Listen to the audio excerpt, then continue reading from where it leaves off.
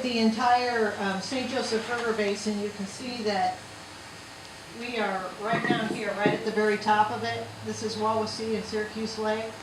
And our water goes down into the Elkhart River, the St. Joe, Lake Michigan, St. Lawrence Seaway.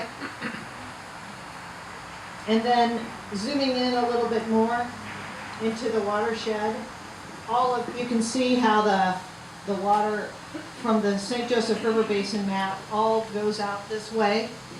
And so down here on our... You gotta point it right at the screen.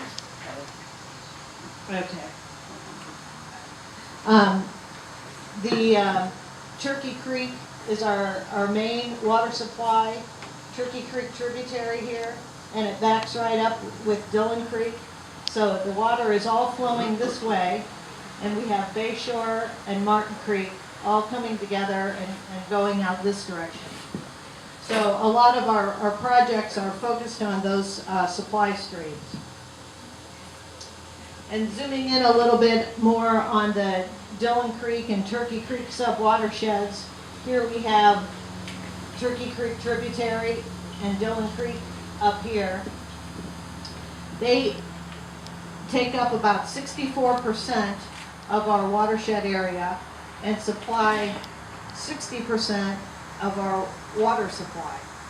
So they are a big impact on our lake. And then the new projects that we have on the other supply streams include the Turkey Creek tributary and Martin Creek.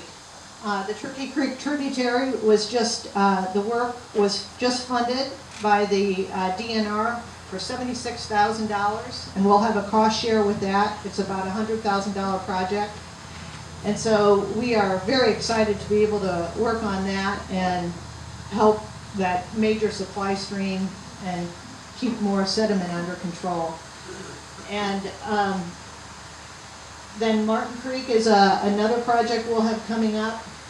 Restoring habitat and replacing invasive plants. We got a new project funded by the U.S. Fish and Wildlife Service. The field trips for Wawasee Community School kids have impacted 1,186 individuals since our last meeting. And here's kind of a sample of what we've done. This is first grade field trips and second graders and third graders and fourth grade. And then we jump to sixth grade. And then we jump to ninth grade. And in the ninth grade, we bring all the kids out and we do a rafting trip on Mud Lake. And it takes us about 3 days to get all of those kids done on the rafts. Every year I get up here and do this, but this year somehow I had goosebumps listening to a lot of this. Really true, because sometimes when you're involved in it day after day after day, you forget how many people, how many hours are being put in by volunteers. It is unbelievable how much money it takes to make all this happen. Heather mentioned we have a $70-something thousand grant. But she followed that statement by saying it's a match. In other words, we have to come up with money. That's a grant. The project costs, say, $100,000. We got to come up with $30,000 to make that all happen. And these projects that she showed you pictures of cost a fortune. We appreciate $50 and $100. It helps keep the doors open and pays the electric bill. It's these projects, endless projects, that cost us a fortune. And we need help. And so we'd like to make our goal so that next year we stand up here and tell you that we made it in excess. That would be a wonderful thing to do. But we really need your help to make this happen. This brick came from Milford, Indiana streets. And there are thousands of them. And thanks to the good graces of Ron and Tammy Baumgartner, we own them now. He gave them to us. And the good news for all of you here is, how does that impact you?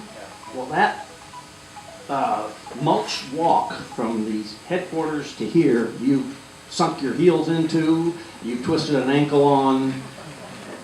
Next year you won't.